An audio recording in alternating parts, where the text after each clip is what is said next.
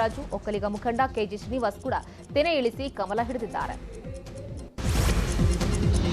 ಹರಿಹರದ ಕಾಂಗ್ರೆಸ್ನಲ್ಲಿ ಬಂಡಾಯ ಭುಗಿಲೆದ್ದಿದೆ. ಕಾಂಗ್ರೆಸ್ ಟಿಕೆಟ್ ಕೈತಪ್ಪಿದ್ದಕ್ಕೆ ಹಾಲಿ ಶಾಸಕ ಎಸ್ ರಾಮಪ್ಪ ರೆಬಲ್ ಆಗಿದ್ದಾರಂತೆ. ಸೈಲೆಂಟ್ ಆಗಿ ಕಾಂಗ್ರೆಸ್ ಅಭ್ಯರ್ಥಿ ನಂದಿಗಾವಿ ಶ್ರೀನಿವಾಸ್ಗೆ ಖೆಡ್ಡ ತೋಡಿದ್ದಾರಂತೆ.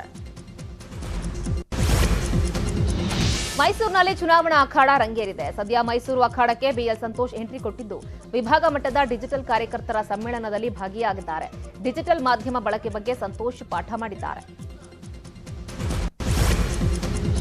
ಸಚಿವ ವಿ ಸೋಮಣ್ಣ ವರುಣಾ ಮತ್ತು ಚಾಮರಾಜನಗರ ವಿಧಾನಸಭಾ ಕ್ಷೇತ್ರಗಳಿಂದ ಸ್ಪರ್ಧಿಸ್ತಾ ಇದ್ದು ಚಾಮರಾಜನಗರದ ವಿವಿಧೆಡೆ ಮತಯಾಚಿಸ್ತಾ ಇದ್ದಾರೆ. ಪಾರ್ಕ್, ಹೋಟೆಲ್, ಕ್ಯಾಂಟೀನ್, ಅಂಗಡಿಗಳ ಬಳಿ ಮತಯಾಚನೆಯನ್ನ ಮಾಡಿದ್ದಾರೆ. ಓದಬೇಕು, ಸ್ಪೋರ್ಟ್ಸ್ ಮತ್ತೊಂದು ಆಕ್ಟಿವಿಟೀಸ್.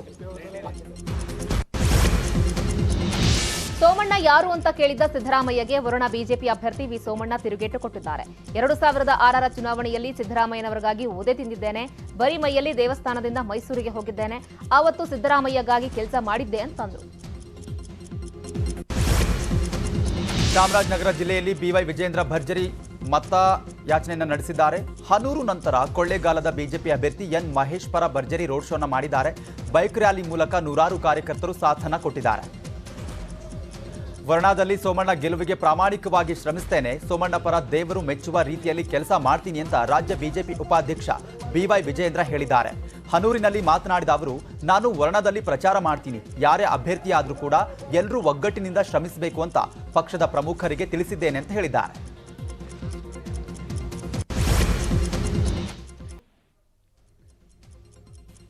ಈಗ ಉಳಿದು ಪ್ರಮುಖ ಸುದ್ದಿಗಳನ್ನು ಒಂದೊಂದಾಗಿ ನೋಡ್ತಾ ಹೋಗೋಣ. ಕನಕಪುರ ಕ್ಷೇತ್ರದಲ್ಲಿ ಬಿಜೆಪಿ ಅಭ್ಯರ್ಥಿ ಆರ್ ಅಶೋಕ್ ಭರ್ಜರಿ ಪ್ರಚಾರ ನಡೆಸಿದ್ರು. ಕ್ಷೇತ್ರದ ಹಲವು ಗ್ರಾಮಗಳಲ್ಲಿ ಅಶೋಕ್ ಭಾರಿ ರೋಡ್ ಶೋನ ನಡೆಸಿದ್ರು. ತಾಲೂಕಿನ ಸೂರನಹಳ್ಳಿ, ಕಲ್ಲಹಳ್ಳಿ, ಕಬ್ಬಾಳು, ಸಾತ್ನೂರು ಗ್ರಾಮಗಳಲ್ಲಿ ಪ್ರಚಾರವನ್ನ ಮಾಡಿದ್ರು. ಮಠಗಳು, ದೇವಸ್ಥಾನಗಳಿಗೆ ಭೇಟಿಯನ್ನ ಕೊಟ್ಟಿದ್ದಾರೆ. ಕೋಟೆನಾಡು ಚಿತ್ರದುರ್ಗದಲ್ಲಿ ಚುನಾವಣಾ ಅಖಾಡ ರಂಗೇರಿದೆ. ಜೆಡಿಎಸ್ನ ಅಭ್ಯರ್ಥಿ ರಘು ಆಚಾರ್ ಗೆಲುವಿಗಾಗಿ ಮಠಾಧೀಶರ ಮೊರೆ ಹೋಗಲಾಗಿದೆ. ಅಹಿಂದ ಹೆಸರೇ ರಾಜಕೀಯ ಮಾಡೋದಕ್ಕೆ ರಘು ಆಚಾರ್ ಪ್ಲಾನ್ ಮಾಡಿದ್ದಾರೆ ಅಂತ ಹೇಳಲಾಗ್ತಾ ಇದೆ. ಅಥಣಿಯಲ್ಲಿ ರಮೇಶ್ ಜಾರಕಿಹೊಳಿ ಆಪರೇಷನ್ ಬಿಜೆಪಿ ಮಾಡಿದ್ದಾರೆ. ಜೆಡಿಎಸ್ ಕಾಂಗ್ರೆಸ್ ಮುಖಂಡರಿಗೆ ಬೆಳಗಾವಿ ಸಾಹುಕಾರ್ ಗಾಳ ಹಾಕಿದ್ದಾರಂತೆ.